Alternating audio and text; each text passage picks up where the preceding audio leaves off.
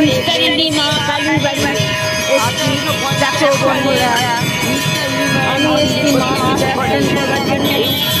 তোমাদেরকেও এর সাথে দর্শন করাবে মায়ের। দেখো ভাস্কর, নবীন ভাস্কর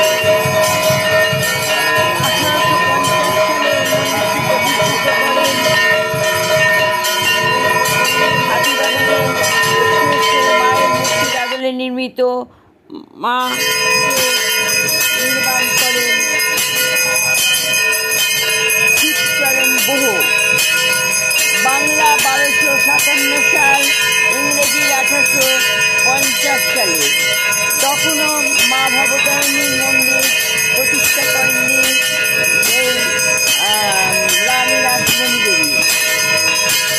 এই রানী রাসমণি 1855 সালে 31শে মে ভবতারিণী মন্দির করেন। নিস্তারিণী দেবী থেকে ভবতারিণী দেবীর আকারে বড়। এই দুই দেবীটি নির্মাণ করেন নবীন ভাস্কর। মন্দিরের বাপাকে হনুমানের মহিলাগণ বরের বিগ্রহ প্রতিষ্ঠিত, তার পাশে শিব মন্দির, আর মন্দিরের গর্ভগৃহে কাঠের বেদিতে কাঠের সিংহাসনে তার মধ্যে মহাদেবের বুকে দাঁড়িয়ে মা নিস্তারিণী দেবী।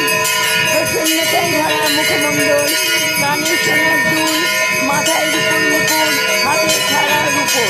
এই মুখের দিকে তাকালে ভবতারিণী দেবীর মুখখানা ভেসে ওঠে। প্রতিদিন পুজো হয়, অন্নভোগ হয় না, দুপুরে বন্ধ থাকে, বিকেল 4টায় খোলা হয় মন্দির। দেবীকে শয়ন দিয়ে রাত 9টায় বন্ধ করা হয় মন্দির। কালী পুজোয় বেশ জাঁকজমক সহকারে পুজো হয়।